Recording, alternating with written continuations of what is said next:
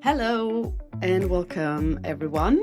Today I'm super excited to be able to chat with Armando Casares-Körner.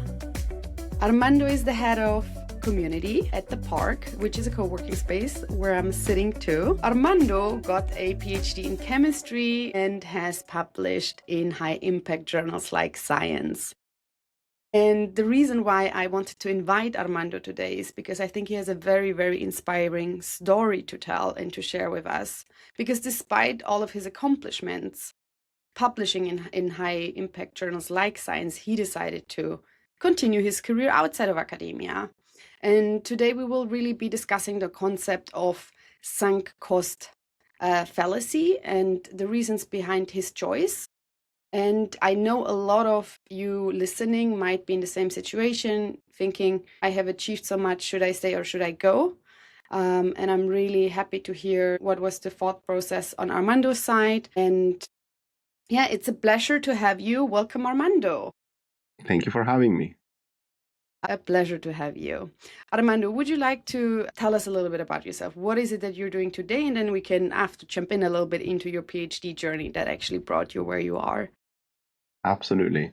Yes, so my name is Armando Casares-Körner, and I am, as you mentioned, head of community here at the park, which is in the new building here, Forskaren in Hagastaden, which is the new meeting point for the life science community here in Stockholm, because we are located right next to Karolinska Institute, which you know very well, and the Karolinska Hospital. So yes, that's what I do.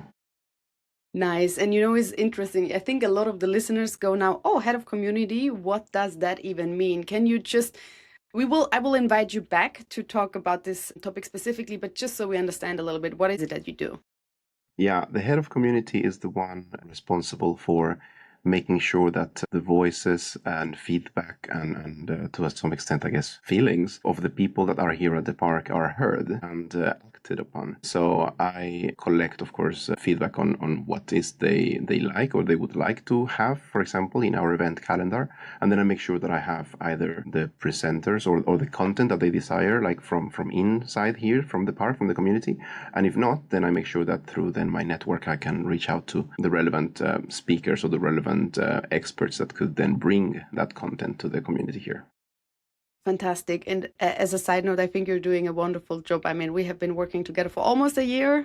And it's nice to see your dedication to bring people together and your networking talents. So if we go back a little bit in time, Armando, when you did your PhD, in what did you do your PhD? And can you tell us a little bit about that journey? Absolutely. So I did my PhD in chemistry, and just like that sounds a bit dull. So it was not just chemistry, actually. And that was what actually interested me about this PhD. It was a PhD that combined chemistry with biology, molecular biology, and biochemistry. And so that's what really called me, and some chemical engineering, actually. So that's the whole thing that brought it really to my interest. This was at University College London in Great Britain. And so I think I've always had that passion of like working at the interface. I don't know. I don't like working in just one thing. I always like kind of like mixing it up to keep it, of course, lively and interesting at all times. And then when you want to do more chemistry, then you can delve into more the chemistry. When you want to do more biology, then you can go into the biology. And when you want to do a bit more of the chemical engineering, then you can go more into that. So that's something that I really enjoyed about that PhD, that I could choose more or less what I could do on a day-to-day basis. And at the time you moved on to do a postdoc, so you probably had the idea of continuing a career in academia. Do you want to tell us a little bit about your postdoc experience and what was that like? Because you moved also quite a lot, so I think that's pretty interesting. You didn't mention it, but you were originally from Mexico, so you moved from Mexico to do a PhD in London, and then you moved on to do a postdoc, right?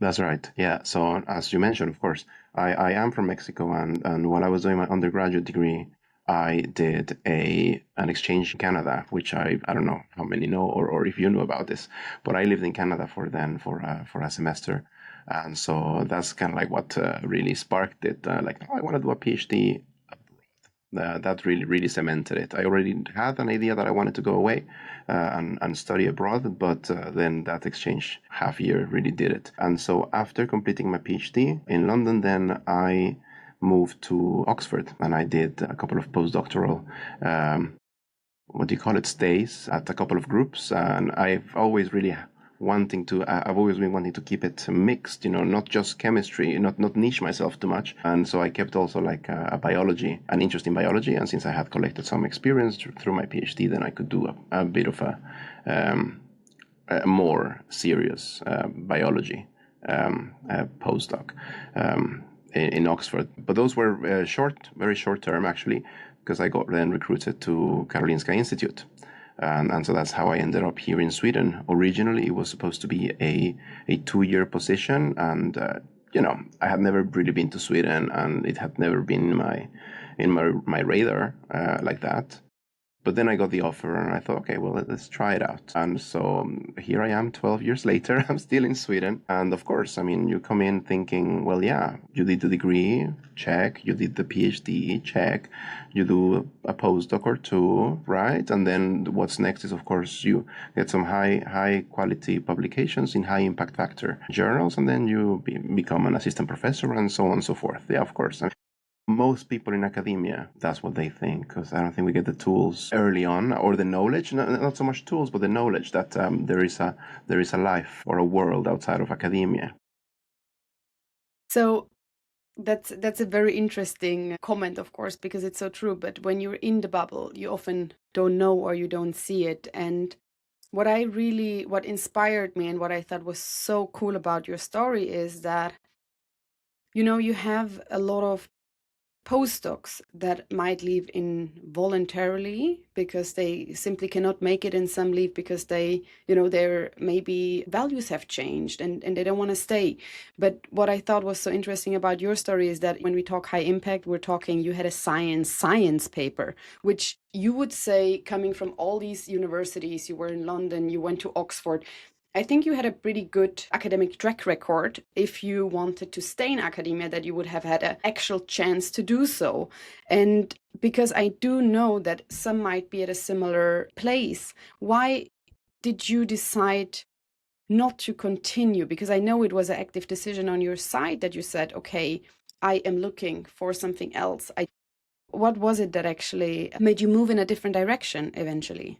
I think it all boiled down to having a family, to be honest, because at the time I had two very young children towards the end of my time in academia, and the demands sometimes that an academic life, especially at that level, when you want to really secure your place at a university, and especially at a university like Karolinska Institute, which is one of the top universities in the medical research in the world, it's way too much that you need to, I think, invest time, energy, and I think it was something that I didn't want to sacrifice. My time with my children. They're young, just a few years, and I didn't really want to miss it. I didn't want to miss it because I was in the lab checking my time points or writing grants, and also that uncertainty of the grant writing. I mean, it was not really something that I was too comfortable with, like not knowing if I was going to have a salary, next year or in a couple of years, because it was all subject to funding.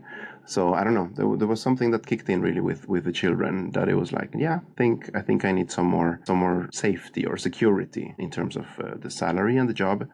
And as you say, I think I had all the tools. I had a very supportive PI. I had wonderful colleagues. We were doing cutting edge science.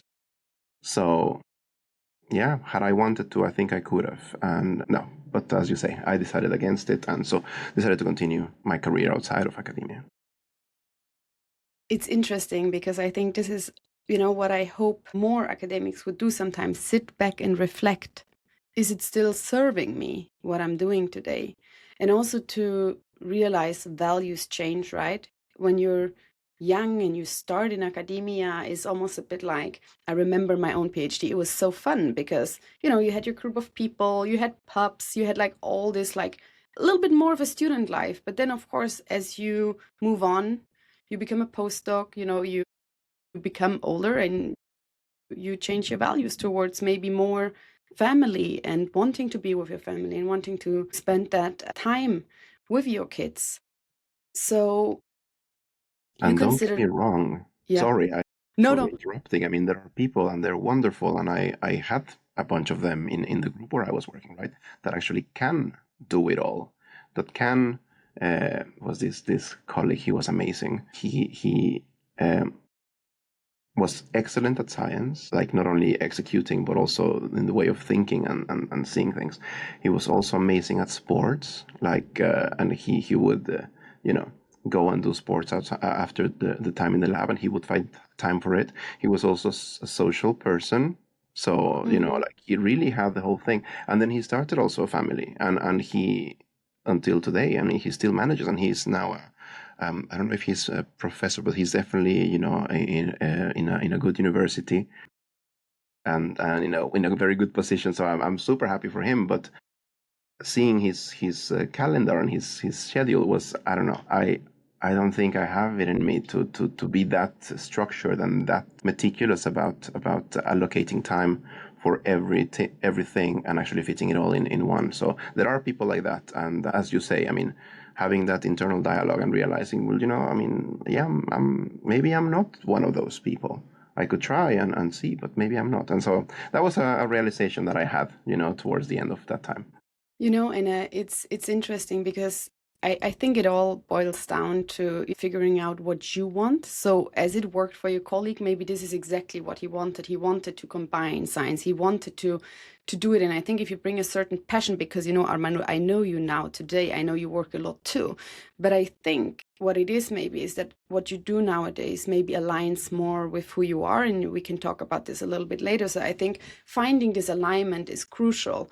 When I think about me building Alma Me, I didn't continue in academia either. It didn't fit me. There were things that just didn't align with who I am as a person. I wouldn't say I work much less now building a company, but it energizes me. Like the human interaction, the work I do is giving me energy, and that's why I can do it. And I think this is so important, finding that place. And for some people, it's in academia doing science. They completely, flourish. They get energy sitting, thinking about it.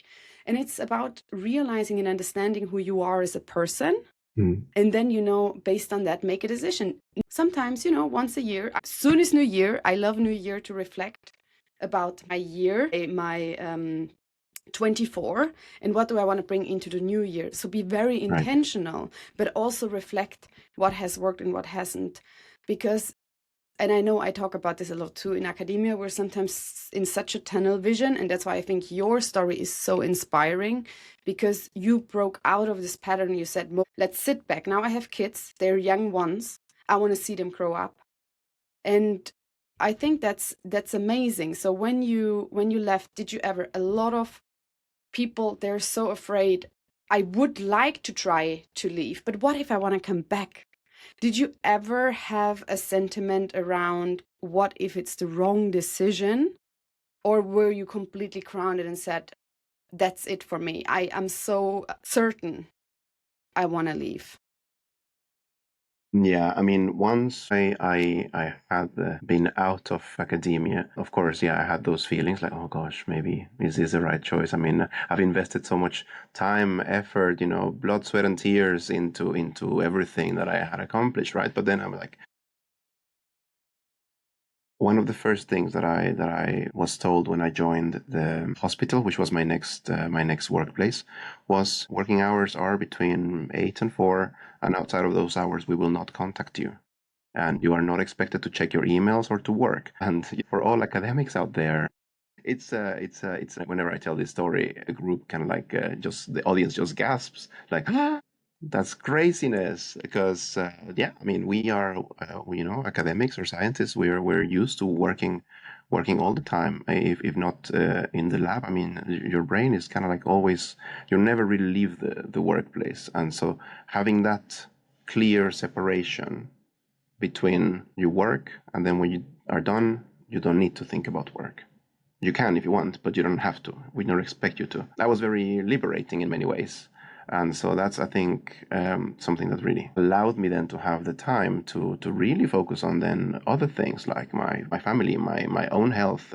So that's And sometimes I think, okay, if I really, really, really miss the lab or really, really miss academia, I guess you could always go back and find a way to participate. And I think I have, through my different jobs, I always keep like a foot at the door, on academia, and the possibility of collaborating or of working academically again is always there. And I think that's also something to know. I mean, if you really, really want to, I mean, maybe you're not going to become a professor, if you rejoin.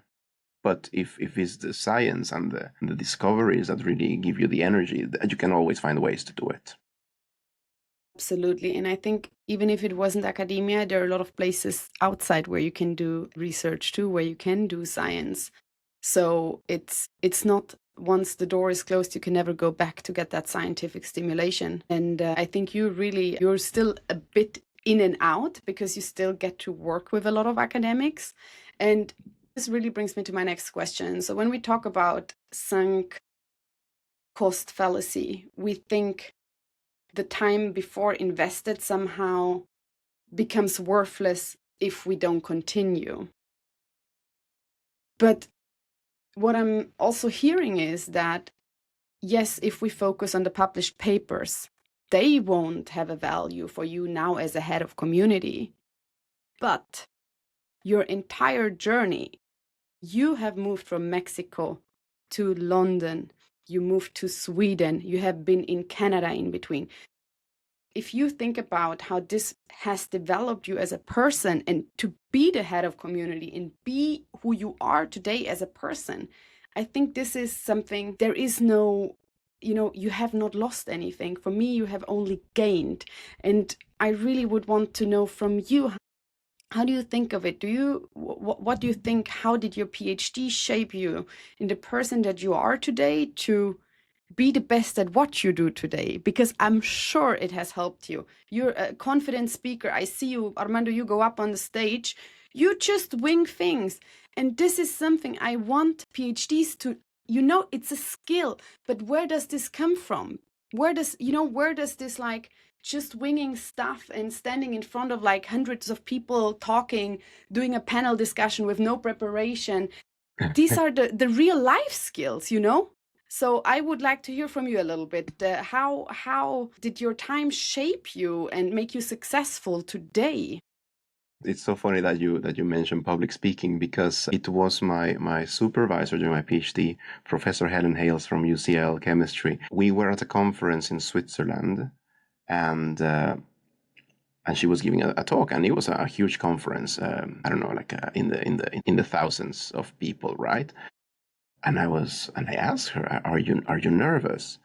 And she said, of course I'm nervous." And so, how do you do it? Well, it is a bit of an act. So you put on your public speaker persona. Yeah. So you do put like an act. You go, you deliver, and then you can come back down, and then it's done. And I found it so honest to begin with, that she could just admit it like that. Yeah, no, I mean, you put on a show. I wouldn't be able to do that, all the time, but like, you just put on a show for these minutes that you're going to be presenting, and then you're done. And so I took that really, and I think this I have taken it, and I have carried it with me all the years, that you do need to, at some point, put on different hats or masks, or however you want to put it, and perform and do what you are doing, and then you can relax back again. And I think, again, this until today, right? I still have it more and more. It's morphing now into who I am, right? Before, I had very distinct kind of like what do you call it? Performance functions, if you want to call it that. Okay, so now I'm going to do present in the public, and so now I'm going to do a sales meeting or partnership meeting or something like that, right? Now it's really merging into who I am, and so I don't need to kind of like change before and after, and that is something that I definitely picked up during the PhD. And like what most PhD professionals will tell you is that you become flexible and adaptable. That is so, and resilient, right? I mean, the ups and downs that academia gives you, I mean,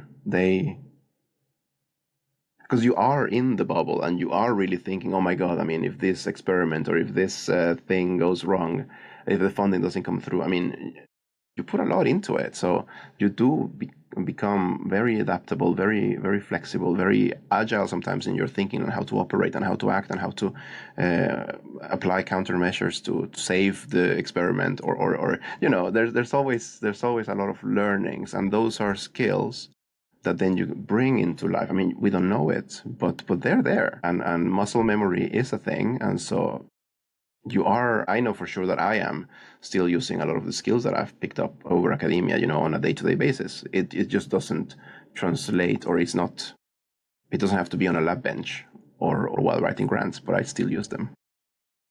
Exactly. And I just saw you yesterday using them in action. It was so funny because I had to think about my last chat that I had with Jens from MapTech. And he talked about you always have to solve problems. There are always fires you need to put out. And I saw you yesterday. The door has to be open because otherwise you need an access code, which most people didn't have to get in. And you just came up with a solution. And it was just like the problem solving mindset of thinking, okay, there is something we can do, and just go for it. And I think this going for it and just doing is also such a thing we learn in our PhD.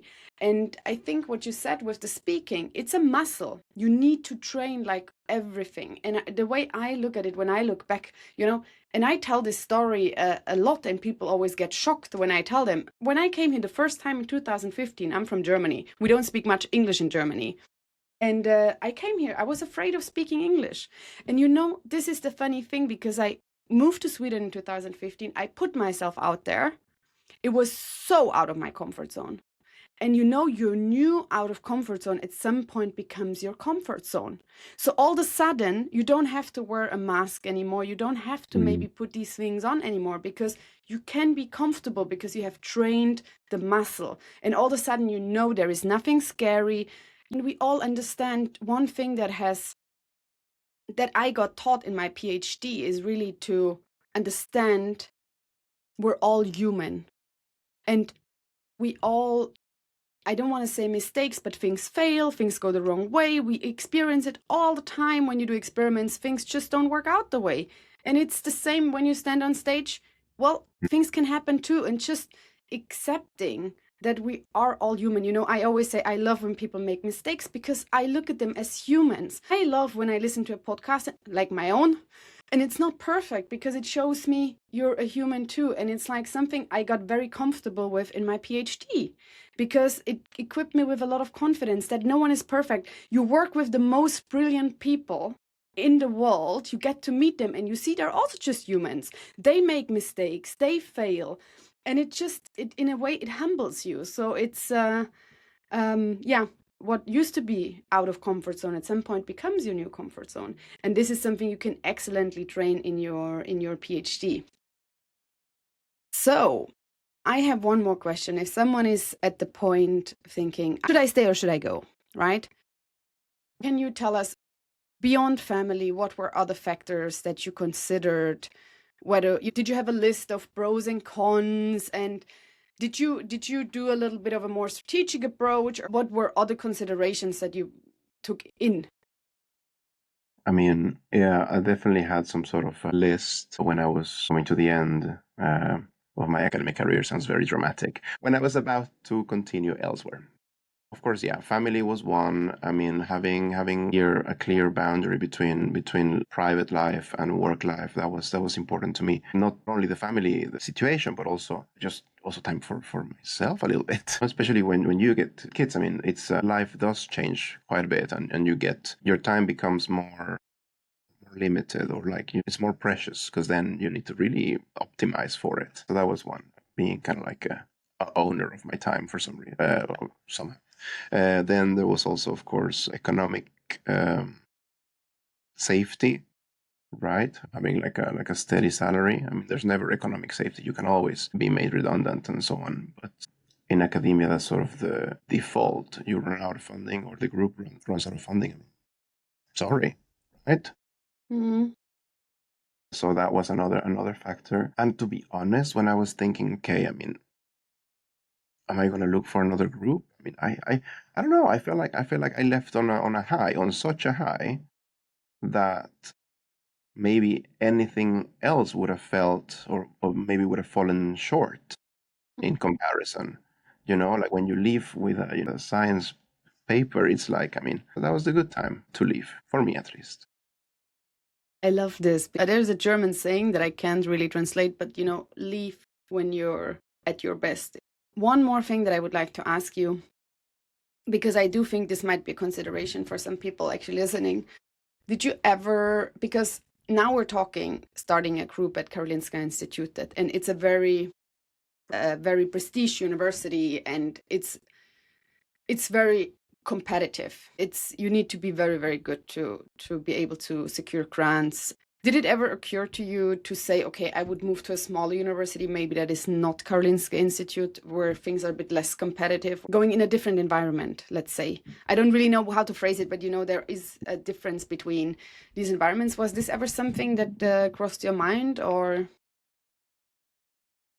Not for me. I come from the Mexico City area, so I'm very used to city and infrastructure and people and a certain bubbliness, And so if you look at how I've moved, except for Oxford, all of the cities I've lived in are cities, big ones with infrastructure and with like a lot going on, So Mexico City, Toronto, London, and Stockholm. And so thinking of moving to a smaller university in a smaller city or town, yeah, it never called to me in particular. It's great that you actually mentioned that, because I think it really goes back to understanding who you are and what you need in life. And it's not all about work. There are other factors that are important, from family to my environment, city where I live. I totally agree with you. I love living. Stockholm is not a big city. Depends what you compare it with, but it's very international. Yep. I have met people from all over the world, especially Karolinska is like a great place to be if you're an international. I got exposed to different cultures. I got exposed to so much nice food. And this is something I know I value. So for me, example, I completely get you. I wouldn't want to go back in a smaller city. I love how many different cultures I can meet, how many people from different countries. It's just amazing to hear, because you have all these different perspectives all of a sudden. So I completely feel you. And I wanted to ask my last question that I asked to all of my podcast guests, Armando. And this podcast is all about empowering PhD students, postdocs, or mid-career academics that are, on the search for their next career step. So I have talked to many, postdocs, but also PhD students. And when they're at the end, or when they're in the phase of the transition, they often think it was a waste of time because I'm overqualified for most of jobs. Industry doesn't see my value. And I like to ask that question because I know most of my guests, they might have felt this way too. But now that they can look from a few years in the future, how do you feel about it? Did you ever feel you wasted time by doing a PhD? And how do you feel about it now, looking at how actually you utilize all of these skills, which we can often not see when we're still in the bubble, because you don't even understand the range of skills you have developed. So what is your take on that? No, definitely not. PhD was not a waste of time, and I do not regret doing it. It sounds so cheesy and so corny, but like, it really has made me the person. Not entirely, of course. But part of it, was of my personality, and who I am today was forged there. During my PhD, during those years that I spent also developing, academically. But then, of course, there's always personal growth that comes with it. And so, no, I don't think it was a waste of time. I also enjoyed every second of my PhD experience. Of course, ups and downs always, but such is life, right? You always will have ups and downs.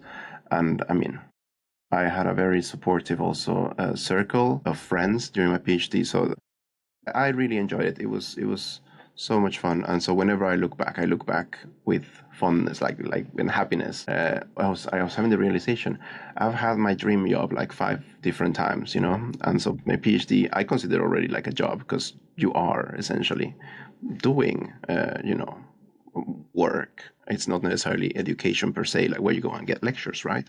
And 5 times I've had a dream job. I think it depends on how you see things. But no, I think PhD was never a waste of time. And the skills that you pick up, you just need to redirect them outside of the lab and into life. And that's a wonderful conclusion for this episode. I want to say thank you so, so much, Armando. It has been a real pleasure talking to you. Thank you, everyone listening. And I would like to say, if you're in Stockholm, Armando works at the park, where you can, by the way, also find me in Forskaren. Drop by, have a coffee. And if you enjoyed this episode, please leave us a review. It helps other PhDs find the podcast. And if you're looking for support in making your own transition, check out our website. The link is in the description. I will also paste in a link to the park. It's a co-working space. In case this is interesting to anyone, reach out to Armando. I will link his LinkedIn profile too in the show notes. And with this, have a wonderful day, everyone. Thank you for having me.